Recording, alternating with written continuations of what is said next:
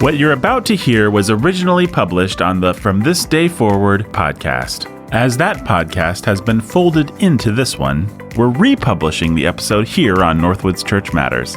We hope you enjoy it and are edified by it. God bless. You're listening to Northwoods Church Matters, a podcast of Northwoods Church in Evansville, Indiana, where we discuss why the local church matters and things that matter to the local church. I'm your host, Matt Higgins. This is Pastor Matt, and I'm here with my wife, Dana.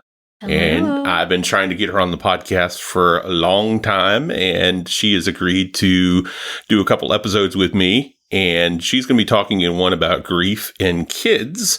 But today we're going to kick off and talk about grief in adults and just grief in general, just to go into that topic. So why don't you fire away, Miss Dana? All right, here we go. Question number 1. Why do people experience grief? Really, grief exists because brokenness exists. Things in life are not the way that God intended them to be, whether it be sickness or cancer or death or incarceration or suffering or trial. Grief is just a recognition that sin has hopelessly broken this world and things are not the way that they should be. There's a great quote that I love. It's from a book of writings that C.S. Lewis wrote to a friend called A Severe Mercy. It's a great book. C.S. Lewis is writing about suffering in the world, and he says this: "Do fish complain of the sea for being wet? Or if they did, would that fact itself not strongly suggest that they had not always been or would always be purely aquatic creatures? Then if we complain of time and take such joy in the seemingly timeless moment, what does that suggest? It suggests that we have not always been or will not always be purely temporal creatures. It suggests that we were created for eternity. Not only are we harried by time, we seem unable, despite thousands of generations, even to get used to it. We are always amazed by it, how fast it goes, how slowly it goes, how much of it is gone. Where we cry, has the time gone? We aren't adapted to it, not at home in it. If that is so, it may appear as a proof, or at least a powerful suggestion, that eternity exists and is our home." Mm-hmm. So in summary, what C.S. Lewis is saying there, the fact that we experience grief validates that things aren't the way that they should be. Just like a fish isn't fazed by the fact that he's swimming in water, we shouldn't be fazed by this life, but we are. Even non-believers are fazed by death or sickness. And it's universal. Internally, there's this recognition that the world is broken, even if we're lost people. Right. So how does grief and loss change family lives? If you look in the book of Job, grief often immobilizes people. Like there's that part in Job, he's with his friends, they sit together for 7 days and 7 nights, and no one speaks a word, which I think is a great practice. Things go awry in the book of Job when his friends actually speak up, and it would be better if they just sat silent for the rest of the book. But grief has this way of immobilizing you, that you can't move forward, you can't move on, you get stuck. Mm-hmm. Stuck is the way that a lot of people who are experiencing grief describe it. It's like this thing in your life and you cannot move on. It's like an invisible wall that you just can't move past it. So almost like being like a paralysis, being paralyzed. Yeah, it is a paralysis that you just can't do anything. You know, sometimes it's similar to depression physically. There is something more than just a cursory sadness going on. There is a melancholy to the soul, a sense of hopelessness. You know, there could be physical symptoms that go along with it, like people lose appetite, or they don't want to eat, or they're fatigued, they want to stay in bed all the time, they're nauseated, or they don't want to do the normal routine of life. They'd rather stay at home and not engage with people or have to deal with the issue that they've lost this particular person. So there could be a lot of physical symptoms that mimic depression that go along with it. But also just spiritually, people are asking in that moment, why God? Faith helps us answer that question. But I think people of all categories ask the why God question, or why did this happen to me? How does our Christian faith help us with grief? Our Christian faith helps us tremendously with grief. I mean, especially if the person that we know died is a believer. I mean, in 1 Thessalonians 4, Paul talks about that we should be encouraged by what's going to happen at the end. The promise that just as Christ has been raised from the dead, we who believe will also be raised with Christ from the dead. And so we don't have the hopelessness that death is a terminal point, that there is nothing beyond. Oh, what's the Robin Williams movie? Oh, Captain, My Captain. Dead Poet Society. Dead Poet Society. Part of the reason that is such a sad movie is the whole carpe diem philosophy that they have. Seize the day because tomorrow you die. And the reason that there's sadness in Dead Poet Society is there's this real belief from the professor and the kids in the class that death is the end. And when that one person who's, spoiler alert, commits suicide in the movie, there is a literal ending. There's a period on the end of that sentence. And how do you move forward and how do you move on when you know that somebody is gone forever? I mean, that's a hard wound to heal. But in Christ, we don't believe that there are periods, there are commas. There is an ending to this physical life, but our life goes on and on and on in Christ. And so that is a tremendous hope. So we don't grieve like lost people, as it says in 1 Thessalonians 4. So we grieve like hopeful people. It doesn't mean that there isn't a wound there for the loss. In John 11, when Jesus goes to visit Lazarus after his death, Jesus cries. He weeps over the death of Lazarus. I mean, what a profound verse that is, that we see the King of the universe weeping. Right. Not that he can't raise Lazarus, or not over a belief that that's the end. I mean, that's not why Jesus is weeping. Jesus is weeping because death hurts even for him.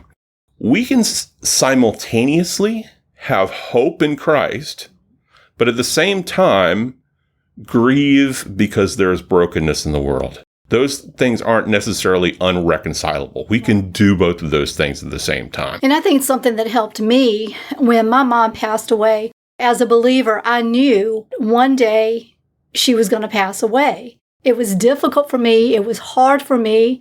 You know, I lost my best friend. So for me to be able to reconcile my Christian beliefs, knowing this was in God's timing, yet as her daughter, missing her and knowing I would never have those moments with my mom again, but rejoicing in hope that as a believer, I would one day see her again. Yeah, I think as Christians, we're often presented with a false choice. People will say, either you can hope or grieve. Which one do you want? I mean, if you have Jesus, then you must have hope and therefore you can't be sad. Or you don't believe in Jesus and then you're grieving over the loss of this person. I don't think that you have to make that choice. Grieve the loss of somebody and grieve brokenness and sin in the world, but at the same time have hope. Those two things aren't unreconcilable. Right. And just like Jesus weeping over Lazarus, we should be comforted in the fact that we have the King, the Creator, who wept over a friend, that he identifies with our grief. We can identify with his grief through Lazarus passing. We can approach the throne of grace with confidence when we're in a time of need of losing somebody, because Jesus lost a person too. So here's another question for you. Is it biblical advice to tell someone to, quote unquote, move on from a loss of a loved one? And is there a time limit on grief? We watched that documentary about Michelle McNamara and Patton Oswalt. And Michelle McNamara is this true crime writer, and she was hunting down a killer. And I forget the name of the documentary. It escapes me at this point in time. But, you know, a lot of it was about Patton Oswalt, who's a famous comedian, and his wife. You know, she died of a drug overdose. And towards the end of the documentary, Patton Oswalt is talking about his grieving process. And he said something that I will just never forget. You can say you're through with grief all you want, but grief will let you know when it's done. I don't think that there's a time limit on grief, that there are all sorts of things in this life that will trigger memory of that person. The human brain is funny like that. We talked about this in the trauma podcast, that there could be a song that comes on the radio. Mm-hmm. You think about that particular person. A color. You think about a particular color or a certain activity, or somebody's wearing something, or there's a certain sound in the house, or you're at home in your parents' home and you have vivid memories of a parent doing something in particular.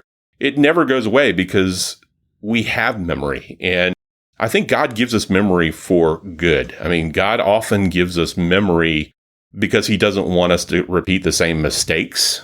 God doesn't give us a magic eraser for our brains. He wants us to remember things. But also, I think that he gives us memory for good. Mm-hmm. That in the midst of a life full of sorrow and loss, isn't it great that we can still remember the good times and good things and good gifts that the Father has given to us?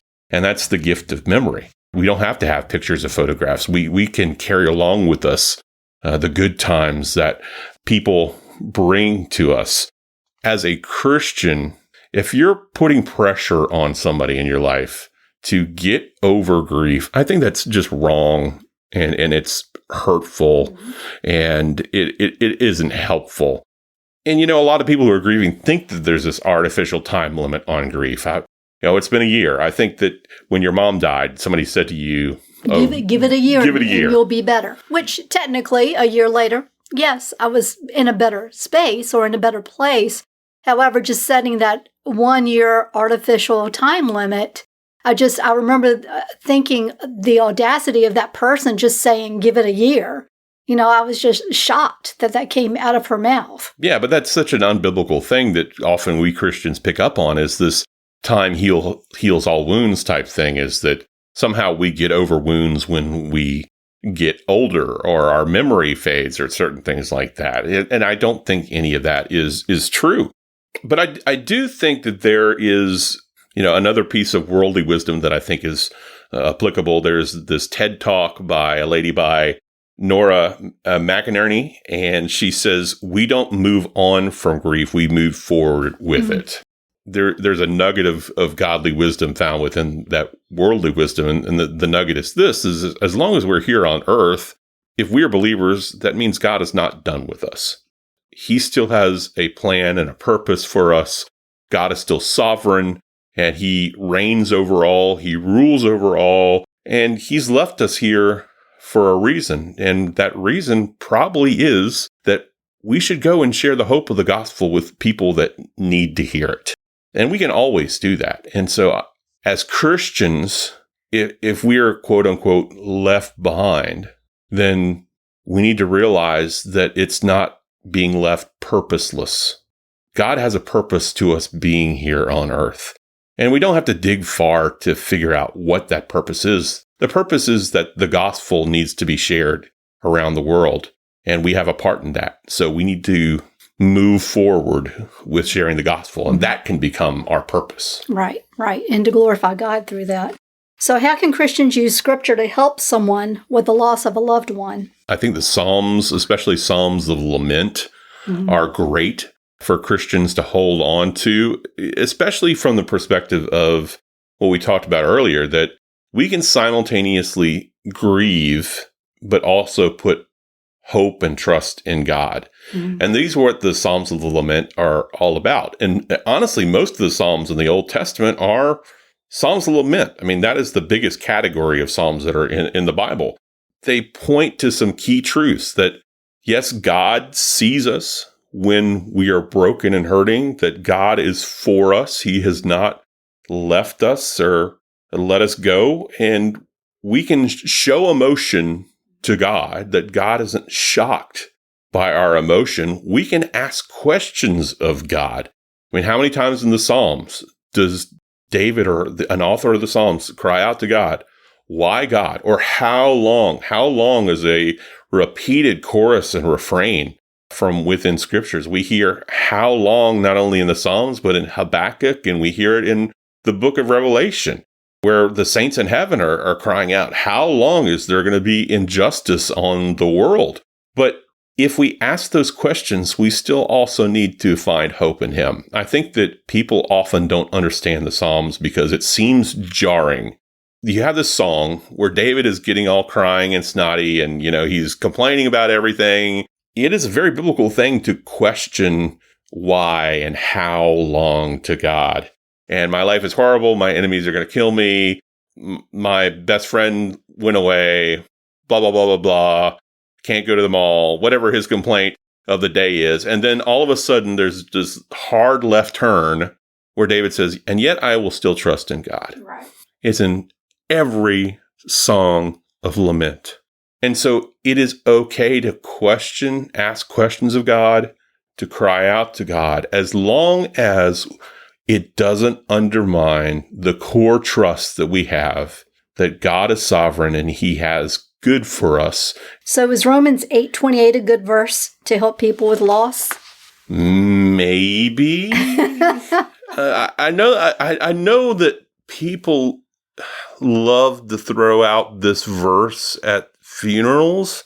I think the timing has to be correct. I think when somebody's standing beside a casket weeping over the death of a loved one, it's not the right time to come up to somebody and say, well, all things happen for the glory of God and the good of those who love him. That's not an especially helpful thing to say in the time. There'll be a time to say that, and it is an important truth to hold on to. But in the moment of a funeral or in the moment of loss, I think it's better just to either be silent or just to weep with somebody, or just to tell them that you care, or tell them this is horrible, or I'm sorry. There's a million other good things that you can tell somebody in that time. I have had situations where somebody at a funeral has come up to me and said, I really want to know why this happened. And my response that I generally have for people is, I don't know why. But I promise as we walk together in Christ, I will walk with you through it and we'll explore it and we'll try to figure that out together. We don't have to have that answer in the moment. Well, I think it's just because they want some sort of closure. They want to know, an answer and to try to understand what's happened. And sometimes it's very difficult for us to know, for us to understand why whatever happened. Yeah, especially if somebody died young or died in not a timely fashion. I mean, people want to know that this person's death was not a waste. So what are some good things that Christians can say to a grieving person, and on the flip side, bad things? And I think the toughest funeral I ever went to was we had a friend, a young lady that went to our church in New England. Her name was Jessica Sachs. She was on the first plane that hit one of the Twin Towers on 9/11. They never found her body. I mean, they believe that her body was instantaneously vaporized. I played guitar for the worship team at that funeral. Kind of thought that I was out of the funeral procession line, that line of people. You go up to the people who are the family members after the funeral, and you go in front of them and you have to say some words to them. That's always an awkward moment for me, and I think an awkward moment for everybody. You're essentially, by custom, you're trotted out and you feel like you have to say something. So what do you say to somebody whose child was just vaporized in a terrorist attack? I mean, I felt so intimidated by that. And, since then, it's been like the sense of, I feel like I failed that moment. I don't even remember what I said, but I mean, what do you say to somebody in the midst of grieving? And there's a great book by Nancy Guthrie that's out there that I'll reference at the end. And, she's got some great suggestions. And I think one of the good things to say is, I'm sorry, or that sucks. This situation sucks. If there's any time to say this sucks is when a person has died. Right. Well, I think of what you said just a few minutes ago. I'm sorry for your loss. I'm here, when you need me, if you need me, showing that compassion. Yeah, absolutely. Just saying, I'm here for you. Another great thing to say, this is another suggestion from Nancy Guthrie, I miss them too. Mm-hmm. What a great thing to say to somebody. Or I've learned this, that people really love to hear good stories about a loved one. And so I try to think about good times that I've had with that loved one that maybe the family doesn't know about. And one of the things that's a gift that I can give to them is just the gift of that memory and sharing that with them. I remember when this happened, and then when Justin Reber died. I mean, being able to share the creepy baby doll stories. I mean, those were good times, and that's a gift that I can give. I think some things to stay away from, for sure. Don't tell them what to do. Is there anything worse than when you're grieving to be bossed around by somebody? Or don't compare your scars with somebody else's scars. You may have lost somebody too, but I mean, it's not a great time to bring that up. That just focus on that person's loss and don't feel like you need to fix the problem. Then there's some just trite things that people say at funerals that are just bad things to say, like, he's in a better place. Well, boy, is that really helpful at that moment. I mean, people still wish that person were with them, or at least she lived a long life, or God must have needed him. I mean, what an untheological statement that is. God has no needs. If God is sovereign and perfect, God doesn't need us or anyone. Therefore, he doesn't need them in heaven. What a weird thing for people to say. God has another angel. I mean, as much as people believe that people don't turn into angels and people are different. I mean, how many times at a funeral have I heard, oh, God's gained another angel right now? It's not true. I hate to say it. And don't ask people for painful details. Like, I have heard people that are just totally uncouthy, like walk up to somebody at a funeral who's a family member and then whisper and say, so what happened? I really need to know. Do you really need to know? But the number one thing that I think that you can do is listen. And I think something that, when I have, and we'll talk about this during the podcast that we have together, but when I have a parent comes in and maybe they have lost their spouse and their spouse has passed away, and knowing that I've lost my mom, is I really have to be careful and refrain from saying, I know how you feel. Yes. Because I know how I felt when I lost my mom. And I can identify somewhat, but I cannot say 100%, I know how you feel. And I think, we want so badly to identify and to take that sorrow and take that grief away from that person, to somehow take that burden and that sadness away, that we make a statement like that, but we don't know how they feel. Yeah, for sure. So what should Christians do if they don't know what to say to a grieving person? Well, I think that you can always listen, but you can always do. I think that sometimes it's helpful just to do stuff. Don't ask somebody what they need at that moment. When somebody dies, then the next few days are filled with visiting funeral homes, coming up with invitations or order of service or what hymns to pick out, or getting in touch with an organ player, or working with the minister, picking out a casket, everything that they're dealing with, finding life insurance documents. And the last thing that they really need to do is just stop and say, well, you can do this for me. I mean, most people, as I say, are immobilized at that point in time, and they just don't really know what to do. So just do something. Don't ask. And I think that if you just walk the dog or mow the lawn or make some phone calls or stock the freezer or do their laundry or clean their house, or if they have smaller children, take the kids off their hands. I think any of those things that you do are just great, generous things. And you don't have to ask. Just go do those things. Also, consider not giving food. I mean, food has turned into this thing. Well, everybody gives food at this time. And I know so many people that feel guilty that they have so much food and not enough people to eat it, and it goes to waste. And so if you're going to provide a meal or provide food, maybe do it a week down the road or a month down the road or some other time. Or like I said, just buy some stuff and put it in their kitchen cabinet or put it in their freezer, and then they'll have it for later. Speaking of later, I think another thing that you can do that's really helpful is just check on in later. There's comes a point in the process of the death of somebody where you just are suddenly alone. There's family, friends, and you have a visitation, you have a funeral, then they have the post-funeral, and then people are hanging around, and then people are providing meals, and then all of a sudden it stops. Right. And that's when things start getting really hard. Right. So I think by sending a text or calling that friend or sending an email and just staying in contact with that person is so important. I read this in Nancy Guthrie's book, and I thought this was just really good. And I think it's something that, honestly, in our home, we could consider doing, is that instead of bringing food over to somebody, why not invite the family over to your house? Mm-hmm.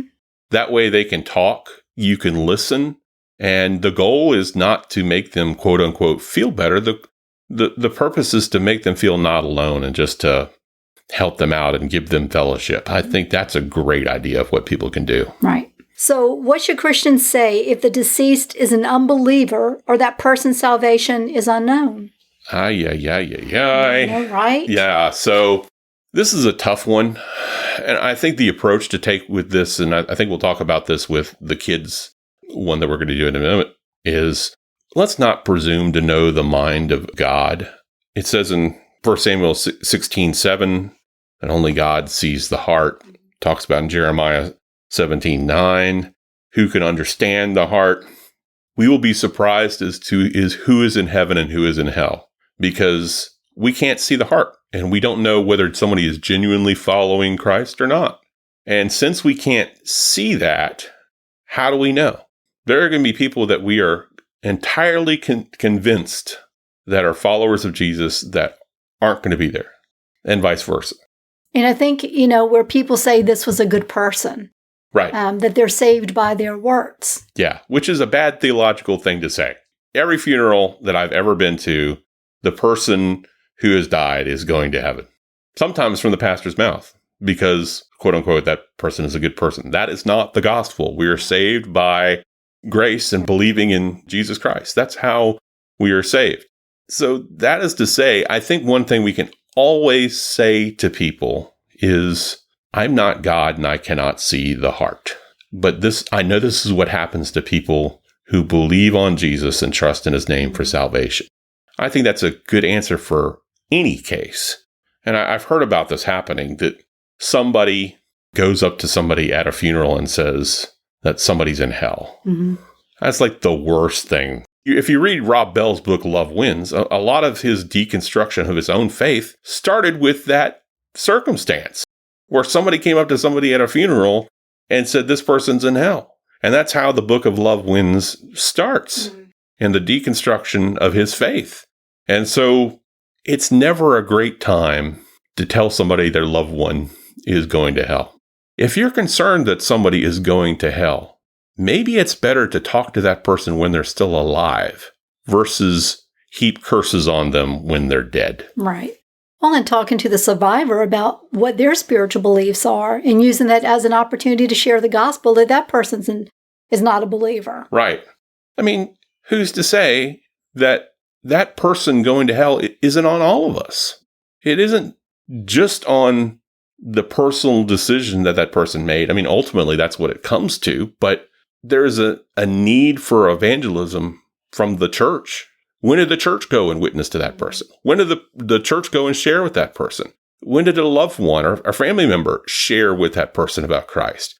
Certainly, in some circumstances, that has been done, and that person has rejected Christ over and over and over and over again. Shame on us for not going and sharing in a lot of circumstances. So how should Christians respond to a family whose loved one committed suicide? Boy, the tough questions tonight. The thing to mainly confront with suicide is we have had suicides at Northwoods and then previous churches that I've been to. And one of the things that always gets rumored around or downright asked by people is that person immediately going to hell because they've committed suicide? And I know that there are people in Christian world that they've heard this as a rumor or outright doctrine or think it's doctrine, but nowhere in Scripture does it say that. Mm-hmm. And I think that there's just a stigma about suicide that it gets attached to that. And so I think it's unhelpful to say those things. And if you're doubting those things or questioning those things, go talk to a pastor, somebody who is a friend who's got some deep theology and just knows some things about the Bible. your salvation is not negated by how you meet your end. If Romans 8 is true and nothing can separate us from the love of Christ, then that is true of suicide. Our form of death doesn't separate us from the love of Jesus. There's nothing in all of creation that could separate us from his love. But I think in addition, there's all sorts of weird emotions that happen because of suicide. Those family members are really going to need help from the local church because of the shame that gets connected to a suicide. People just feel humiliated by the means of their death. Like they just can't talk about it. Like it's societally not accepted. And so people try to hide it. People don't want to talk about it. And they're just tremendously shamed by it. And so I think just creating in the church an environment where people can talk about their grief from somebody committing suicide is just helpful. And then I think you've got to help that person process unbiblical thoughts or just unhelpful thoughts that they have that are often connected with suicide. I think sometimes people have a feeling of, I should have known. Grieving somebody's death, you also have this added layer of, what did I miss? What could I have done differently? What if we not had gone divorced? What if? And it can lead us down a very dark path. Yeah, there's a guilt that's associated with it. And we need the grace of Jesus to just lavish over us in that moment that we are not God. God is sovereign. Everything hinges upon him and his activity. Not everything hinges on us. Another thing that I think that people struggle with when somebody commits suicide is just feeling unloved and the hurtfulness of that person's selfishness, because suicide is often a selfish or hurtful act. That's tremendously hard to get over, especially when somebody's saying, with my death, I'm giving you the middle finger. Yeah, and there's no way for reconciliation. There's no way to mend that broken relationship. Yeah. Like you can't talk anymore. That person has kind of had the last word, and you can't work out the problem. You can't resolve it anymore. Yeah. Now, that's not to say that not every suicide is like that. I mean, there is suicide that happens from just hopelessness or depression or mental illness, but there are suicides. Sometimes controlling people, they do commit suicide for that reason, as a matter of control of somebody else and humiliation of somebody else. So suicide happens for a variety of reasons. So what are some good things that Christians can do to help people in times of loss? Get pictures together, especially pictures that the family may not have, and either electronically share them or have them printed out or have them framed or something like that. It's a nice gesture for that person, those family members, to have a picture that they may not have had before of that loved one, especially if it's a really good picture or a funny picture or a picture with a story behind it.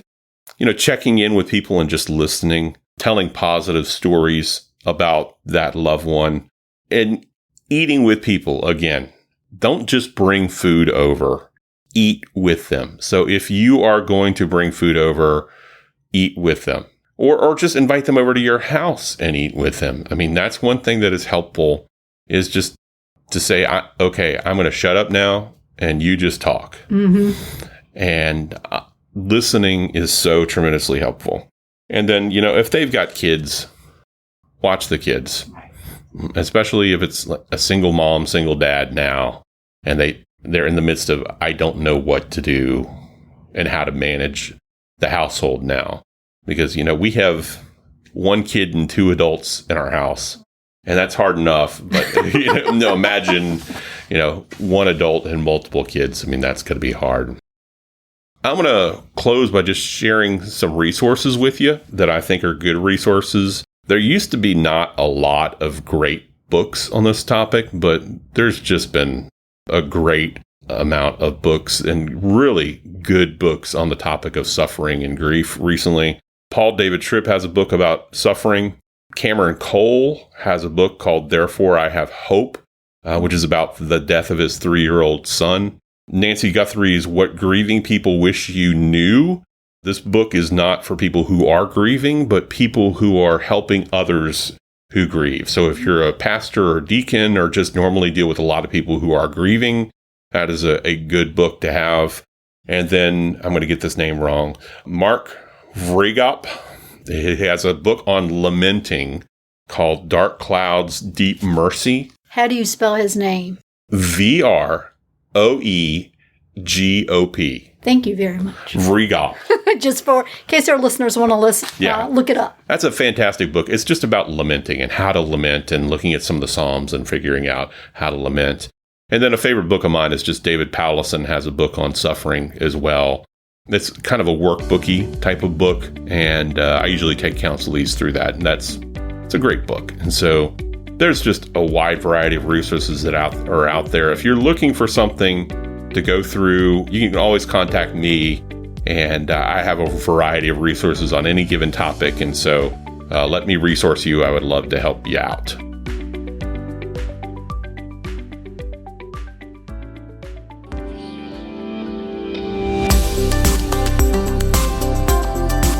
Thanks for tuning in to the Northwoods Church Matters podcast. If you'd like to find out more about Northwoods Church, you can visit us at our website, www.northwoodschurch.org. Again, that's www.northwoodschurch.org.